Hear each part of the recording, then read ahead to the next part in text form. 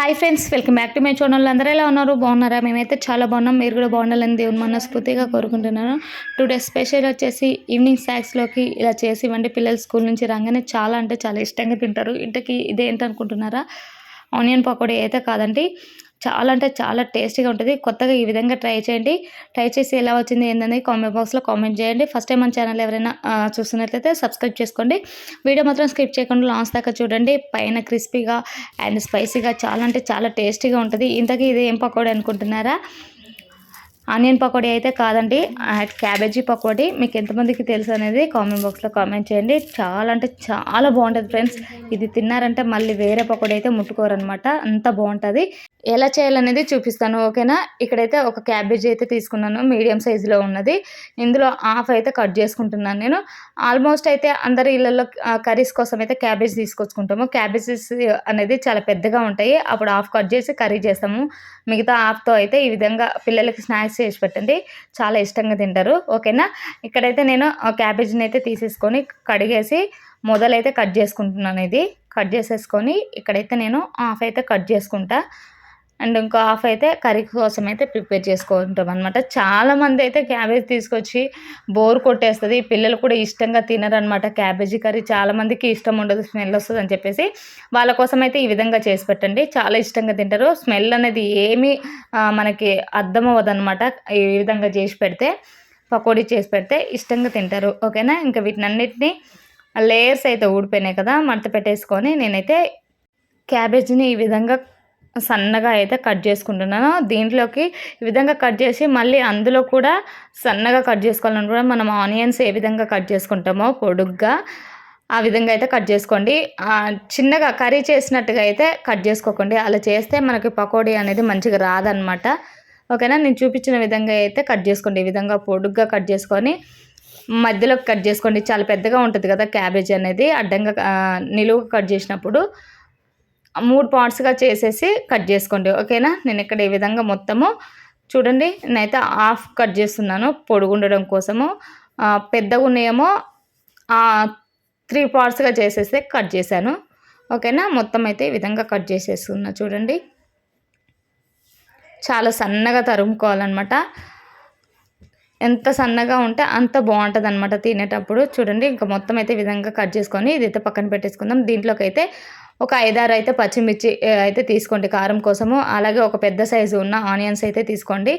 దీన్ని అయితే పొట్టు తీస్తున్నాను. ఆనియన్ ఒకటే ఎందుకు తీసుకుంటున్నానంటే, ఆల్రెడీ మనం క్యాబేజ్ తీసుకున్నాం కదా, ఆల్మోస్ట్ క్యాబేజ్ కూడా ఆనియన్ లాగానే ఉంటుంది కాబట్టి ఒకటి టేస్ట్ కోసం అయితే పెద్ద సైజులో ఉన్న ఆనియన్ అయితే తీసేసుకున్నాం. వీటిని అయితే కట్ చేసుకొని పచ్చిమిర్చిని ఈ విధంగా పొడుగ్గా కట్ చేసుకొని మొత్తం అయితే సన్నగా తరుము పెట్టుకోవాలి, ఓకేనా? ఇక్కడైతే నేను తీసుకున్న పచ్చిమిర్చి అయితే సరిపోయింది నాకు.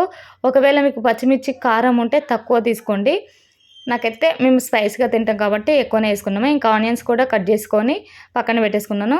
ఇంకా ముందుగా కట్ చేసుకున్న క్యాబేజీ ఉంది కదా, ఇదైతే ఒక ప్లేట్లోకి తీసేసుకొని దీన్ని శుభ్రంగా 2 సార్లు అయితే ఉప్పు వేసుకొని కడుక్కోండి. కడిగేసుకొని మనం ముందుగా కట్ చేసుకున్న ఆనియన్స్ ఉన్నాయి కదా, ఇదైతే విడతీయండి, ఓకేనా? పాయలుగా తీసేసి వేసుకోండి.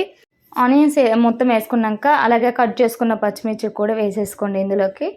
ఒకవేళ పచ్చిమిర్చి వద్దనుకుంటే మీరు కారంనైనా వేసేసుకోవచ్చు, వట్టి కారాన్ని, ఓకేనా? ఇంకా తర్వాత కొద్దిగా అయితే కొత్తిమీర తీసుకున్నాను నేను ఇక్కడ. ఈ విధంగా తుంచేసుకోండి.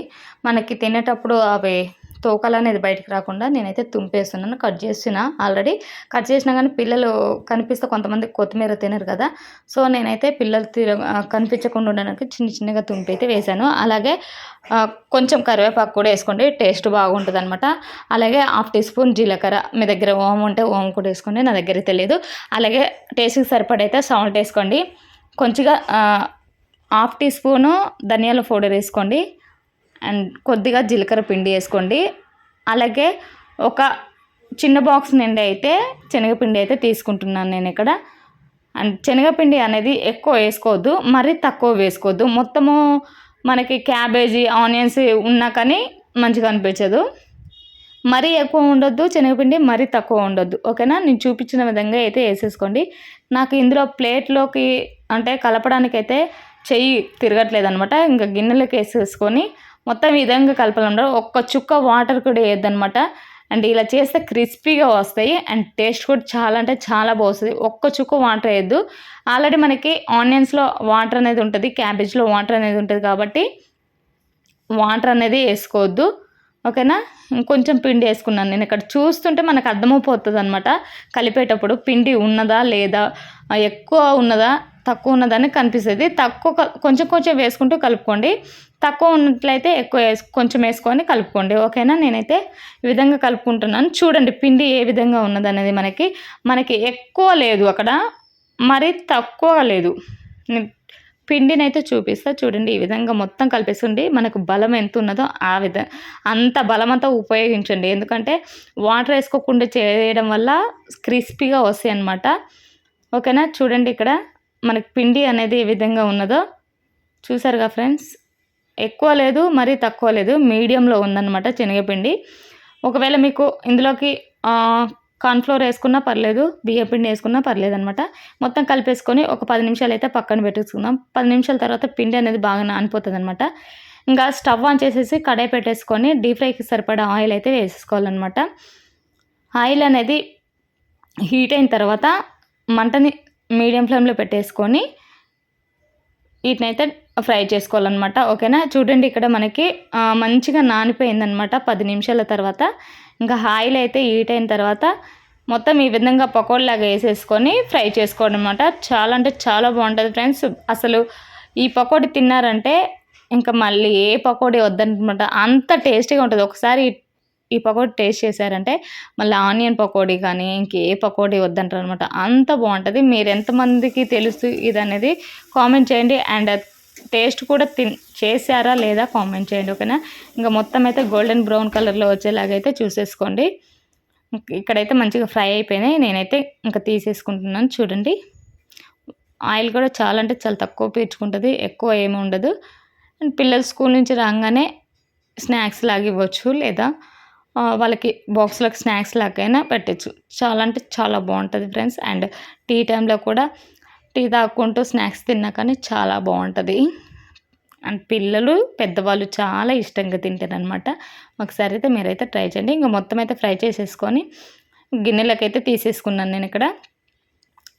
అండ్ ఇంకా మిగతా పిండి ఉన్నది, ఇది కూడా వేసేసుకుంటాను. ఇందాకైతే కొంచెం చిన్న సైజులో వేసుకున్నాను నేను పకోడీ అనేది. ఇక్కడైతే నేను పెద్ద సైజులో వేసుకుంటున్నాను. అండ్ చిన్నది పెద్దది 2 మిక్స్ కావాలి కదా. బయట బండి మీద ఏ విధంగా ఉంటుందో అదే విధంగా టేస్ట్ వస్తుంది అనమాట. వాళ్ళేమో కార్న్‌ఫ్లోరు అది ఇది వేస్తారు. మనం అవన్నీ అయిపోయినా కానీ టేస్టీగా ఇంట్లోనే హెల్తీగా చేసుకోవచ్చు అనమాట. అవునా కాదా కామెంట్ చేయండి. బయట ఆయిల్ అనేది ఊకే హీట్ చేసి అదైతే అనారోగ్య పాలవుతుంది అనమాట. అండ్ కొంచెం ఓపిక తెచ్చుకొని పిల్లలకి అండ్ ఇంట్లోనే చేసిస్తే చాలా హెల్తీగా ఉంటారు. ఏమంటారు. ఇంకా వీటిని కూడా ఫ్రై చేసేసుకొని మొత్తం అయితే తీసేసుకుంటున్నాను ఫ్రెండ్స్. ఓకేనా. 2 బాయిల్ అయితే అయిపోయిందనమాట. కొంచెం ఎక్కువ చేసుకోండి, తిన్నా కొద్దిగా తినాలనిపిస్తుంది అనమాట, అంత బాగుంటాయి కదా. ఇంకా ఇవి అయితే తీసేసుకొని తర్వాత కొంచెం కరివేపాకు కూడా వేపుకుంటున్నాను అనమాట. అండ్ క్రిస్పీగా ఉంటుంది. పిల్లలు చాలామంది అయితే కర్రీస్లోకి వేస్తే తినరు. ఈ విధంగా ఫ్రై చేసుకుని మనం క్రిస్పీగా ఉంటుంది అనమాట. చాలా అంటే చాలా బాగుంటుంది ఆ కరివేపాకు వేయడం వల్ల. కరివేపాకు ఫ్రై చేసేసుకొని పకోడీలకి పైనుంచి ఈ విధంగా సర్వ్ చేసుకుంటే వేడిగా చాలా అంటే చాలా బాగుంటుంది. అండ్ వెదర్ కూడా చాలా కూల్గా ఉందిగా, పిల్లల కోసం అయితే నేను ఈ విధంగా చేశాను. వీడియో అయితే ఇదే ఫ్రెండ్స్. మీ అందరికీ నచ్చిందని అనుకుంటున్నాను. నచ్చితే అయితే కంపల్సరీగా లైక్ ఇవ్వండి, అలాగే షేర్ చేయండి. ఇంకా మన ఛానల్ సబ్స్క్రైబ్ చేసుకోకపోతే సబ్స్క్రైబ్ చేసుకోండి. మీకు ఎలాంటి వీడియోలు కావాలనేది కామెంట్ బాక్స్లో కామెంట్ చేయండి. ఓకేనా ఫ్రెండ్స్. లైక్ ఇవ్వడం అయితే మర్చిపోకండి. Thank you for watching. మరొక వీడియోతో మళ్ళీ కలుస్తాను. Bye friends.